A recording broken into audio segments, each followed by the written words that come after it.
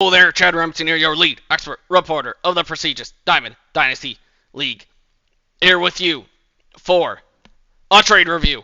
We got trade deadline week. Hopefully this is the first of a few trades we'll get to review during this week.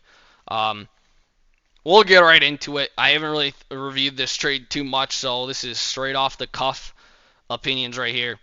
We have Aaron Flatt and Chad Remington Blows. We do not like that name, but sending over a 2023 first, a 2024 first, a 2024 second, and a 2023 fourth round to Matthew Mills, Matt's Neat Team, for Saquon Barkley, the big thigh man. Beautiful thighs, can't lie. Um, just pretty big trade for Saquon. My gut reaction is that this is paying up a little bit for Saquon, who is, I think he's younger than I always think. 25 years old, has always struggled with health. Is kind of maybe the risk about it. I mean, let's look at his past rookie year, number one running back, second year, uh, top 10 running back, got hurt, missed a lot of games here. Just didn't really. I think he missed a lot of games, but didn't really. Yeah, was kind of hurt. Also in his games, didn't play that well. You see these, yards per carry down from there. And then this year, staying healthy, absolutely killing it. Giants are looking good somehow. I still don't understand that. I won't get into that part of it. But absolutely murdering this game. Number 3 running back this year. But again, very injury prone. Maybe he's kind of over. Again, this kind of gets into Breece Hall, what we've talked about before. It kind of, with major injuries, it takes about 2 years for a running back to get back. We got the one bad year, or one injury, one bad year, now kind of back. And I know this is kind of what Jason hopes for Breece Hall type of thing. And maybe Saquon's back.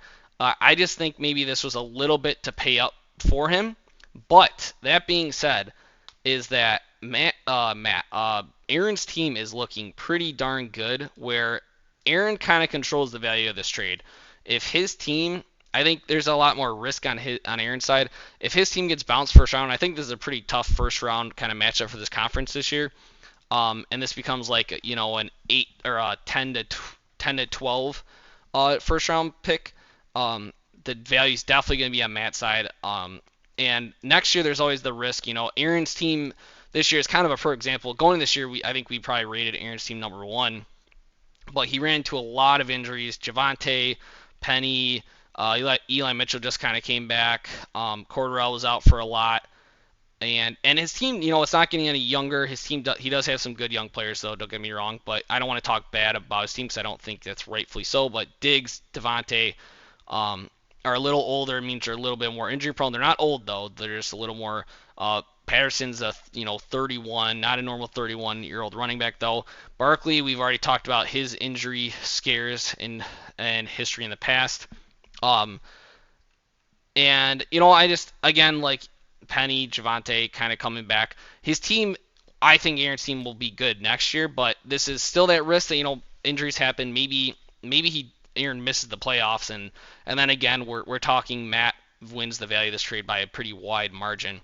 That being said, is that if Aaron can make it out of the first round of the playoffs like both these years, I think this is kind of like a fair trade for Saquon. So, I think it's a pretty fair trade. I think it's overpaying just because the risk is definitely towards Matt's side, and a second it will probably be again a late second, but there's always a chance, and then a fourth round we're gonna ignore that. So I think overall this is I think it's a good trade for both teams. I think the risk is more towards Matt's side and in the good risk side. Aaron can kind of control his own destiny, and Matt's got a lot of older players. So I think this is Matt's first trade. So welcome to the trade family.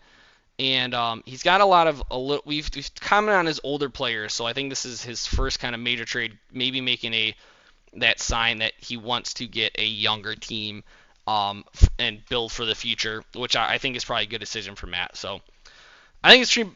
Again, benefits both teams. Aaron's team's getting a little scary now with Saquon, especially if he stays healthy, and Matt getting a lot of first round picks. So uh, we'll wrap it up there, I guess. Have a good one.